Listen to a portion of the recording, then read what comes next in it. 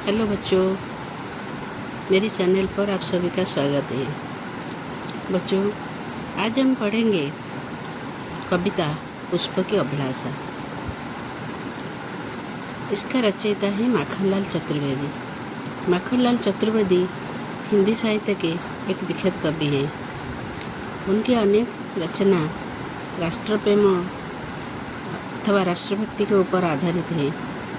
आज जो कविता हम पढ़ेंगे वो भी इसी तरह की एक कविता है, पुष्प की अभिलाषा। कवि निर्जीव वस्तुओं में जीवन डाल सकते हैं। उनकी रचनाओं में निर्जीव वस्तु भी जीवंत हो जाता है। जैसे पुष्प का निर्जीव है वस्तु है। पुष्प का समानार्थी शब्द है सुमन या कुसुम। पुष्प इस कविता में क्या चाहता है कवि वर्णन की है। पुष्प की क्या इच्छा है। पुष्प की अभिलाषा का अर्थ है पुष्प की इच्छा। पुष्प क्या चाहता है। अभिलाषा का अर्थ है इच्छा, चाह। पहले मैं कविता को आवृत्ति करती हूँ, उसके बाद मैं समझाऊंगी आप लोगों को। चाह नहीं मैं सुरबाला के गहनों में गुंथा जाऊं, चाह नहीं प्रेमी माला में बिंद प्यारी को ललचाऊं, चाह नहीं सम्राटों के सफर हे हरि डाला जाऊं, चाह नहीं देवों के सिर पर चढ़ूं भाग्य पर इठलाऊं। मुझे तोड़ लेना बनमाली, देना उस पथ पर फेंक, मातृभूमि पर शीश चढ़ाने जिस पर जाए वीर अनेक। कभी कहते हैं पुष्प इस सब को नहीं चाहता। क्या नहीं चाहता। चाह नहीं मैं सुरबाला के गहनों में गुंथा जाऊँ। फूल कहता है वो सुरबाला के गहनों में गुंथा जाकर अपने को भाग्यवान समझना वो नहीं चाहता। वो भी यह नहीं चाहता कि किसी प्रेमी माला में बिंदकर किसी प्यारी को प्रलोभित करे। वो सब की उनकी इच्छा नहीं है। वो भी यही नहीं चाहता किसी नेता, मंत्री, सम्राट, राजा, महाराज जो मर जाते हैं उनके शव पर फूल अथवा फूल की माला डाला जाता है। मगर फूल नहीं चाहता कि सम्राट के शव पर कि राजा महाराजा के शव पर उनको डाला जाए और उस शव पर डाला जाकर वो अपने भाग्य पर गर्व करे।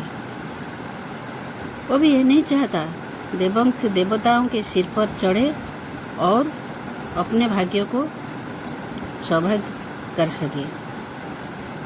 क्योंकि हम जब एक फूल पाते हैं तो देवताओं के सिर पर चढ़ाते हैं। मगर यहाँ माखनलाल चतुर्वेदी का फूल कहता है मैं देवताओं के सिर पर चढ़कर अपने भाग्य को प्रशंसा करना, मेरा भाग्यों को सौभाग्य बनाना मैं नहीं चाहता। तो फूल क्या चाहता है। कवि कहते हैं फूल चाहता है, वो कहता है वनमाली को, जो वन के रक्षक होते हैं, जो वन की रक्षा करते हैं, वो वनमाली को कहता है हे वनमाली मुझे तोड़कर उस पथ पर फेंक देना जिस पथ पर मातृभूमि की मर्यादा रक्षा करने के लिए, मातृभूमि की सम्मान रक्षा करने के लिए वीर सैनिक जिस रास्ते पर जाते हैं उस रास्ते पर मुझे फेंक दो।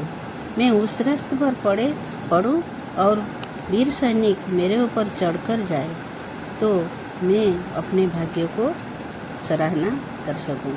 मैं अपने भाग्य को सौभाग्यवान बना सकूं।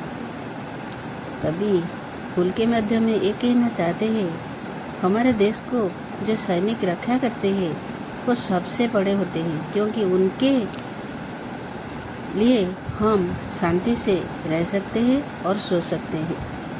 वो जो सैनिक हमारे देश को हर वक्त, हर समय, हर दिन रक्षा करने के लिए अपने जीवन को त्याग कर देते हैं, अपने जीवन को चढ़ा देते हैं, बलि चढ़ा देते हैं, वो सब सबसे बड़े होते हैं वो। इसलिए फूल चाहता है वही वीर सैनिकों का पादस्पर्श पाकर वह अपने भाग्य को सौभाग्यमय बना सके। इस कविता में कवि वीर सैनिक की को सबसे बड़ा और ऊंचा मानते हैं। कि इस कविता की कष्ट शब्द है चाह, इच्छा, सुरबाला, देवकन्या, ललचाना, प्रलोभित करना, इठलाना, गर्व करना, शीश, सिर, बनमाली, भगवान। तुम सब कविता को अच्छी तरह से पढ़ो, समझने की कोशिश करो। अगर कोई समझने में तुम्हें कोई तकलीफ हो तो मुझे कमेंट करके बताओ। मैं फिर से एक वीडियो बनाकर तुम सबको समझा दूँगी।